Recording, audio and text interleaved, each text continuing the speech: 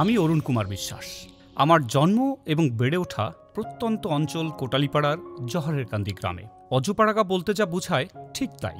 সেই অর্থে প্রাচুর্য কিংবা শহুরে চাকচিক্য না থাকলেও নাতিদীর্ঘ খালের কোল ঘেঁষে গড়ে ওঠা এই জনপদ আমাকে সন্তান স্নেহে লালন পালন করেছে।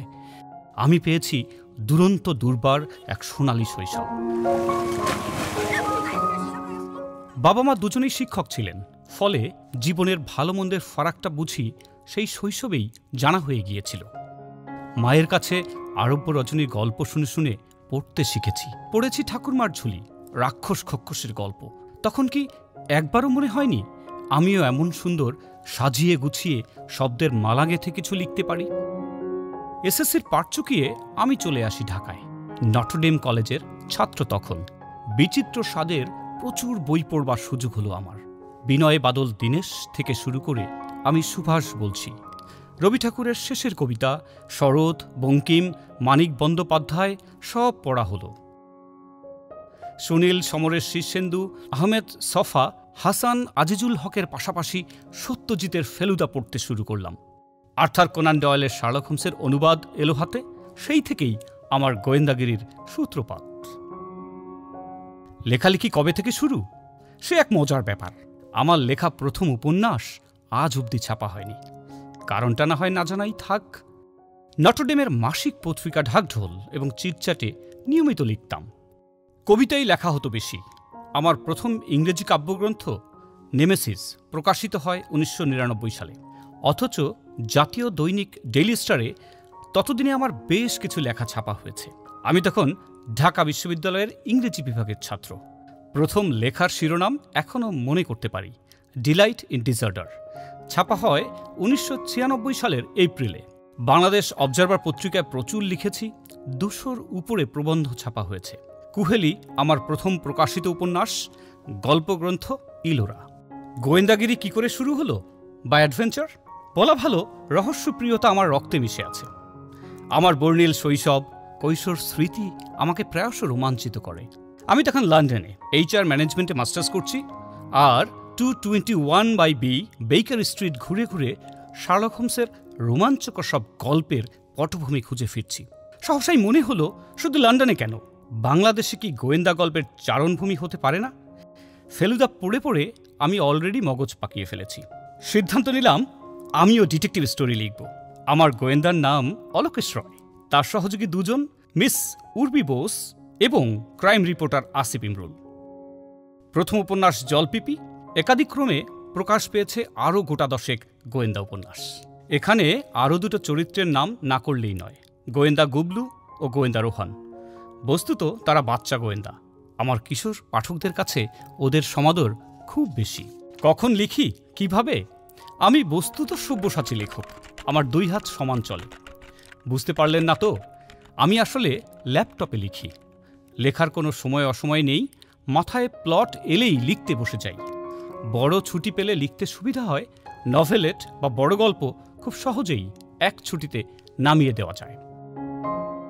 আমি খুব লাকি যে পারিবারিক সাপোর্ট বলুন বা সাহচর্য পুরোপুরি পেয়ে এসেছি। ছেলেরা বই পড়ে, লেখেও টুকটাক। আমার স্ত্রী চিকিৎসক, তিনিও লেখেন স্বাস্থ্য বিষয়ক বই। সবচেয়ে বড় কথা, তিনি আমার পাণ্ডুলিপির প্রথম পাঠক, সমালোচকও বটে। কখনো কখনো গল্প বা উপন্যাসের জুৎসই নামও বাতলে দেন ডাক্তার তপতি মণ্ডল। ফ্যামিলি সাপোর্ট না পেলে লেখালেখি চালিয়ে যাওয়াটা বেশ কঠিন। আমি যখন লিখতে বসি, পুরো বাসায় তখন পিনপতন নীরবতা।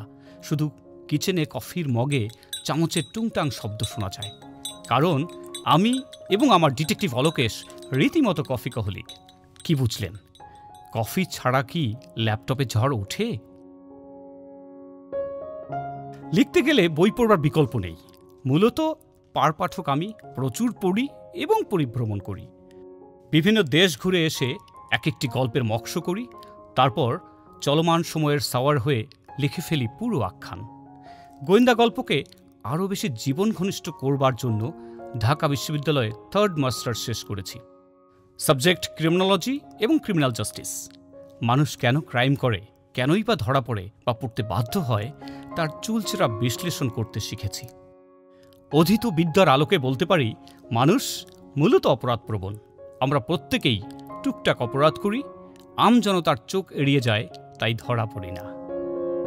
জানেন কিনা জানি না, রম্য রচনা আমার প্রিয় প্রসঙ্গ। নয় নয় করে ডজনখানেক রম্য বইও প্রকাশ পেয়েছে ইতোমধ্যে। সমাজের নানান অসঙ্গতি এবং নৈতিক স্খলন স্যাটায়ারের মধ্য দিয়ে তুলে ধরতে পছন্দ করি আমি। সৈয়দ মুজতবা আলী, তারাপদ রায় এবং সঞ্জীব চট্টোপাধ্যায় আমার রম্য গুরু। আমাদের এই যান্ত্রিক জীবনে পাঠকদের একটু রসে বসে রাখতেই আমি স্বচ্ছন্দ বোধ করি। তাছাড়া সরকারি চাকুরে হিসেবে লেখালেখির ক্ষেত্রে কিছুটা পিছুটান তো থাকেই। তবে মস্ত সুবিধা এই, আমার প্রফেশনের সঙ্গে প্যাশনের দারুণ মেলবন্ধন। কর্মজীবনে স্মাগলারদের পশ্চাৎধাবন করি, আর বইয়ের পাতায় গোয়েন্দা অলোকেশের হয়ে লোকেট করি দুর্ধর্ষ সব ক্রিমিনালদের। কাব্যর পাশাপাশি গল্পেও চিত্রকল্প, অনুপ্রাস, উপমা, উৎপ্রেক্ষার সযত্ন ব্যবহার যে কোনো গদ্যরীতিকে উপাদেয় করে তোলে, এই আমি দৃঢ়ভাবে বিশ্বাস করি। আমার প্রকাশিত বইয়ের সংখ্যা ১৫০ শতাধিক, যার অধিকাংশই হয় গোয়েন্দা, রম্য কিংবা অ্যাডভেঞ্চার। টুকটাক কাব্য চর্চাও হয় মাঝে সাঝে, তবে আমার পক্ষপাত বরাবরই গোয়েন্দা গল্পের প্রতি। ভবিষ্যৎ পরিকল্পনার কথা বললে ডিজিটাল প্ল্যাটফর্মে যাচ্ছি খুব শিগগিরই। সেলুলয়েডের ফিতায় অলোকেশ, উর্বি আর ইমরুলকে দেখা যাবে। আসছে গুবলুও। লেখকের যে কেরিয়ার, এর কিন্তু আসলে কোনো শেষ হয় না। লেখক লেখেন, লেখার অনুপান জোগাড় করেন এবং প্রতি মুহূর্তেই তিনি কিন্তু একটা লেখার মধ্য দিয়েই যান। এবং আপনাদের সাহচর্য পেয়েছি দীর্ঘদিন ধরে। আমার যে ডিটেকটিভ অলোকেশ রয়, গুবলু, রোহান, লিখতে গিয়ে মনে হয়েছে যে আপনারা আমার অত্যন্ত পরিচিত, কাছের কেউ। এই যে পাঠক প্রিয়তা, এটিই কিন্তু আমাকে সামনের পথে এগিয়ে নিচ্ছে। এবং একটি চমক সামনে আসছে, আশা করছি খুব শীঘ্রই আমরা হয়তো কোনো ডিজিটাল প্ল্যাটফর্মে আমাদের এই চরিত্রগুলোকে উপস্থাপন করতে পারবো। এবং বাংলাদেশে একটি ডিটেকটিভ ক্যারেক্টার, এই স্বপ্ন আমাদের অনেকেরই ছিল। আমি আপনাদের সাহচর্য নিয়ে সেই পথে এগিয়ে চলছি। আপনারা আমার সঙ্গে থাকবেন এবং আছেন, এটা বিশ্বাস করেই কিন্তু আমি আমার লেখালেখির ক্যারিয়ারটিকে আরও অনেকটা দূর এগিয়ে নিয়ে যেতে চাই।